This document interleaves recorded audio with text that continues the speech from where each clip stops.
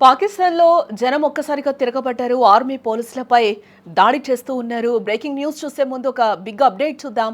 హైదరాబాద్ మొత్తంలో ఉన్న best properties అన్నింటినీ కూడా ఒకే వేదికపైకి తీసుకొస్తోంది సుమన్ టీవీ. అక్టోబర్ 18, 19వ తేదీన హెచ్ఎస్సిసి నోవాటలో జరిగే సుమన్ టీవీ ప్రాపర్టీ ఎక్స్పోలో best flats, villas, open plots Deepavali offers and discounts తో అందుబాటులో ఉంటాయి. మీరు విజిట్ చేసి ప్రతి గంటకి ఒక గోల్డ్ కాయిన్ ని గెలుచుకునే ఛాన్స్ కూడా ఉంటుంది. ఫ్యామిలీతో రండి, మీ డ్రీమ్ ప్రాపర్టీని సొంతం చేసుకోవచ్చు. ఇప్పుడు బ్రేకింగ్ న్యూస్ చూస్తే పాకిస్తాన్లోని లాహోర్ నగరం రణరంగాన్ని తలపిస్తోందని కూడా చెప్పుకోవచ్చు.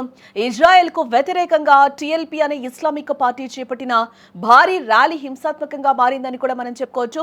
పోలీసులకు నిరసనకారులకు మధ్య ఘర్షణలు తీవ్ర ఉద్రిక్తతకు దారితీస్తున్నాయి. ఆ విజువల్స్ కూడా మనం ఒకసారి సుమన్ టీవీ స్క్రీన్ మీద కూడా చూడొచ్చు. అక్కడ జనం ఏ విధంగా తిరగబడి అధికారుల మీద, పోలీసుల మీద ఏ విధంగా దాడి చేస్తున్నారో కూడా మనకి అక్కడ కనిపిస్తుంది. పాకిస్తాన్ కూడా ఇప్పుడు ప్రస్తుతం రణరంగాన్ని తలపిస్తుందని కూడా మనం చెప్పుకోవచ్చు.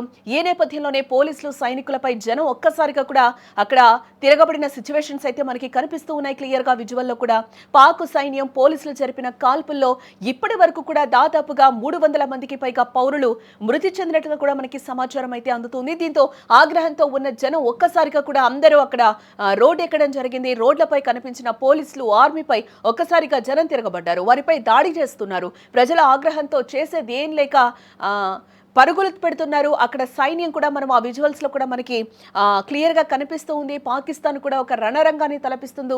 యుద్ధ మేఘాలు కమ్ముకున్నాయి. అక్కడ వాతావరణం కూడా ఎంత భీతావహంగా ఉందో కూడా మనకి విజువల్లో అయితే క్లియర్ గా కనిపిస్తూ ఉంది.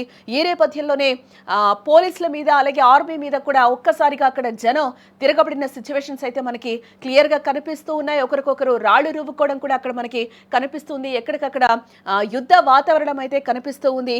ఆకాశం కూడా ఒక రకమైన పొగను కమ్మేస్తున్నట్టు కూడా మనకు అక్కడ కనిపిస్తూ ఉంది. విజువల్లో కూడా లాహోర్లో యాంటీ ఇజ్రాయెల్ ఆందోళన హింసాత్మకంగా మారిందని కూడా ఈ సందర్భంగా మనం చెప్పుకోవచ్చు. టీఎల్పీ కార్యకర్తలపై పోలీసులు దాడి చేయడంతో పరిస్థితి అక్కడ ఒక్కసారిగా కూడా ఉద్రిక్తంగా మారిపోయింది. తెహ్రీకి లబాయిక్ పాకిస్తాన్ మద్దతుదారులపై పాక్ భద్రతా దళాలు ఒక్కసారిగా కూడా అక్కడ విరుచుకుపడ్డాయి. అలాగే ఇస్లామాబాద్ వైపు దూసుకొస్తున్న ఆందోళనకారులను కూడా అడ్డుకున్నారు. ఆందోళనకారులపైకి పాకిస్తాన్ పోలీసులు కాల్పులు జరిపారు. ఆ ఘర్షణలో ఆఫీసర్తో పాటు అనేక మంది నిరసనకారులు మరణించినట్లు కూడా మనకి తెలుస్తూ ఉంది. కాల్పులో టీఎల్పీ చీఫ్ సహా పలువురు ఆందోళనకారులు మృతి చెందారు. లాహోర్ సమీపంలో ఈ ఆందోళన జరిగింది. పంజాబ్ పోలీస్ చీఫ్ ఉస్మాన్ అన్వార్ మాట్లాడుతూ కూడా భద్రతా దళాలపై ఆందోళనకారులు ఫైరింగ్ జరిపినట్లుగా కూడా ఆయన చెప్తూ ఉన్నారు. దీంతో ఓ ఆఫీసర్ మృతి చెందినట్లుగా కూడా చెప్పారు. అయితే ఎంతమంది నిరసనకారులు ప్రాణాలు కోల్పోయారో కూడా పర్ఫెక్ట్ గా లెక్క అయితే చెప్పలేమని కూడా అధికారులు చెప్తూ ఉన్నారు. టీఎల్పీ చీఫ్ సాద్ రిజ్వీ కూడా కాల్పుల్లో గాయపడడం లేదా మరణించినట్లు తెలుస్తూ ఉంది అని కూడా చెప్తున్నారు. అతనికి బుల్లెట్లు దిగినట్లుగా కూడా చెప్తూ ఉన్నారు. ప్రస్తుతం అతని పరిస్థితి కూడా క్రిటికల్ గా ఉందని ప్రస్తుతం అయితే ప్రచారం సాగుతూ ఉంది. ముర్దికే వద్ద జరిగిన కాల్పుల్లో ఓ స్టేషన్ హౌస్ ఆఫీసర్ కూడా చనిపోయినట్లు అధికారులు చెప్తూ ఉన్నారు. టీఎల్పీ పార్టీ శుక్రవారం తమ ఆందోళనలో మొదలుపెట్టింది. ఇస్లామాబాద్ లో ఉన్న అమెరికా ఎంబసీ ముందు గాజా, పాలస్తీనాకు అనుకూలంగా ప్రదర్శన చేపట్టాలని కూడా భావించడం జరిగింది. అయితే ఆదివారం పాకిస్తాన్ భద్రతా దళాలు అలాగే ముర్దికే వద్ద టీఎల్పీ నిరసనకారులు చుట్టుముట్టారు. తెల్లవారుజామున 3 గంటల సమయంలో నిరసనకారుల్ని తరలించే ప్రయత్నం చేశారు. ఆ సమయంలో అక్కడ హింస చోటు చేసుకున్నట్లుగా కూడా మనకి తెలుస్తూ ఉంది.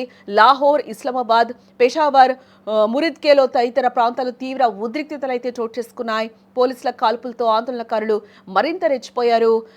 పలు వాహనాలకు కూడా నిప్పు పెట్టినట్లుగా తెలుస్తుంది. పోలీసులను కూడా అక్కడ ఉరికించి కొట్టినట్లుగా కూడా మనకి సమాచారం అయితే అందుతోంది.